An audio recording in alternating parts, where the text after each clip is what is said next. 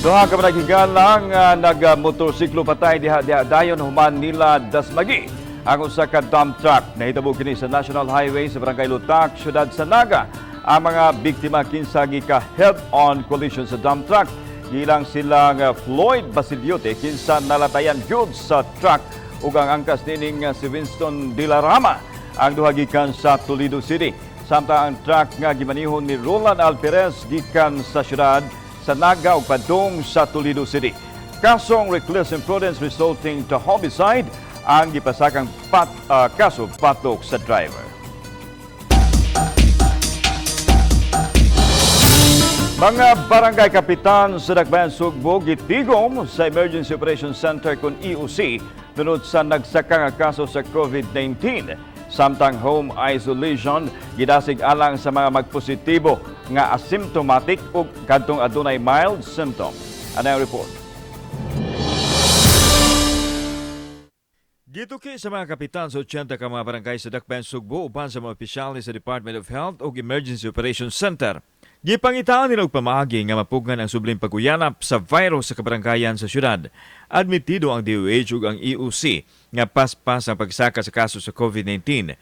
Kung kaniadto gidili ang home isolation, karon mauna kini ang girekomendar sa EOC. Hinoon, giandam ng daan sa Cebu City ang mga isolation facility kung gikinahanglan yun. Nga kanang mga barangay nga adunay mga condominiums, na mga townhouses, na mga subdivision, at least unburden sila ng dapita because we will be directing this establishment nga they have also to take care of their own, especially in the context of home ISO.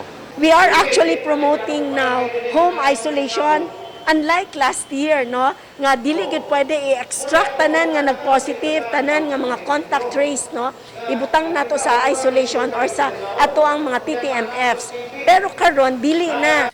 Samtang masingusgan pa ang information dissemination sa kabarangayan ug pagpahinumdom sa mga tao nga angayan nga himuon aron malikay sa COVID-19. Abagan sila sa Cebu City Police Office sa pagdisiplina sa mga tao aron mosunod yun sa minimum health protocols. Karon andam na gyud ang tanan nga station commander sa nan police station nga mo request ang kapitan, ang chairman sa peace and order para sa rubing sa mga tanod ang mo team lead ana o saging ka pulis. Iwasan lang natin yung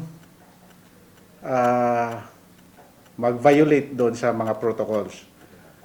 Samtang iklaro ni Dr. Mary Jean Loriche, ang Chief Pathologist sa DOH-7, nga bisan ugwa pa'y natala nga Omicron sa Central Visayas apan dili layo ang posibilidad nga nakasulod na kini sa rehiyon tungod sa paspas nga pagkatap sa COVID. Hinoon, luag pa kuno kaayo ang utilization rate sa matambalanan nga nakatutok sa COVID. As of the moment, for the private hospitals, it's less than 15% ang ato ang critical care utilization rate. Although sa government, public hospitals nato, nanata sa 60%, pero tanawon nato ang difference. Ang Cebu City adunay 564 active cases niadto lang Enero 10 base sa record sa EOC. Diin 137 ang bag-o o zero death. Miabot usab sa 26% ang positivity rate nga taas kaayo itandi sa 5% sa WHO. Kauban si Clifford Lumayag, ako si Alan Domingo. Balitang Bisdak.